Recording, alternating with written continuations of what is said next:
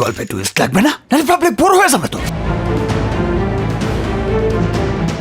ধীরে ধীরে ঘুরে দাঁড়াচ্ছে ঢাকাই সিনেমা। ঈদে মুক্তি পাওয়া ৬টি চলচ্চিত্রের মধ্যে ৪টিতেই আগ্রহ দেখাচ্ছেন দর্শকরা। সবাই অভিনয় ভালো লাগছে, সিয়ামরে অনেক ভালো লাগছে, মিশুকে ভালো লাগছে, শাকিব খানকে ভালো লাগছে। বরাবরের মতোই নেতৃত্বে শাকিব খান, তার অভিনীত তাণ্ডব বক্স অফিসেও তাণ্ডব চালাচ্ছে। দর্শকদের প্রশংসাও তাই তাকে ঘিরেই। দাপটের সাথে চলবে আমাদের সিনেমা, এবং এই ওভারসিজ কিন্তু এখন দাপটের সাথেই অফিসিয়ালি মুক্তি পাচ্ছে।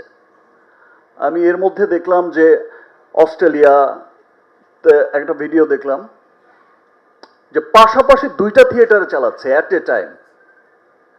আমার যে লাস্ট সিনেমা গেল, তো সেটা দেখেই মনে হয়েছে যে ইয়েস, 100 কোটি যাবে, 100 কোটি যাবে। আমার বিশ্বাস যে তাণ্ডব সকলের হৃদয়ে তাণ্ডব চালাবে। প্রযোজনা প্রতিষ্ঠানের দাবি, রায়হান রাফি পরিচালিত সিনেমাটি মুক্তির প্রথম 5 দিনেই আয় করেছে 5 কোটিরও বেশি। ঈদের ছবিটি নিয়ে দেশীয় সিনেমা প্রেমীদের মধ্যে ছিল উৎসব আমেজ। আমরা সাউথের মুভি দেখি, হিন্দি মুভি দেখি, সো ইটস ভেরি কমেন্ডেবল যে এখন বাংলাদেশে জাতীয় মুভি হচ্ছে, হাউসফুল হচ্ছে। আগে আমরা বলতাম বাংলাদেশের মুভি আমরা দেখি না, আমরা যাই না, নাক ছিটকানো ভাবটা চলে গেছে। স্টোরি লাইনটা অনেক ভালো লেগেছে, আর আমরা তাণ্ডব 2 এর জন্য ওয়েটিং, জানি আমরা আফরান নিশু আর সবাইকে দেখতে পারি, সিয়াম আহমেদকেও। আমি শাকিব খানের আরো অনেকগুলো মুভি দেখেছি, আমার অনেক ভালো লেগেছে। হলগুলোতেও যখন দর্শকের উপচে পড়া ভিড়, হঠাৎ তখনই শোনা যায় ইউটিউব ও টেলিগ্রামে ছড়িয়ে পড়েছে তাণ্ডবের HD প্রিন্ট। এতে আইনি প্রতিকার চেয়ে মামলা করেন প্রযোজক শাহরিয়ার শাকিল। সেটা কঠোর পদক্ষেপ নেওয়া হবে। আমরা যে শুধু মুখে কথা বলার জন্য বলি না, এটা আমরা সুড়ঙ্গ সময় প্রমাণ করেছি। এবার 5 জন না 10 জন 20 জন অ্যারেস্টেড হবে যদি প্রয়োজন হয়। যারা সিনেমা হলে সিনেমা দেখেন তারা চুরি করে সিনেমা দেখবেন।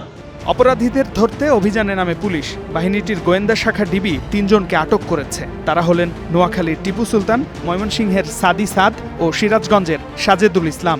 তো জিজ্ঞাসাবাদ চলছে, তাতে এইখানে অপারেটর আছে, একটা সিনেমা হলের অপারেটর আছে।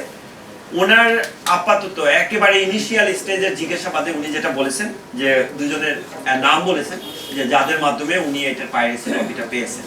তা ওইটার ব্যাপারেও যাচাই বাছাই চলছে। যাচাই বাছাই চলে তাদের অবস্থান শনাক্ত করে এবং তাদের সামাজিক যোগাযোগ মাধ্যমে যে বিভিন্ন ইয়াগুলো আছে, ওই আপনার লিঙ্কগুলো আছে, সেগুলো যাচাই বাছাই করে তাদেরকে আইনের আওতায় আনা হবে তাদের সংস্থা।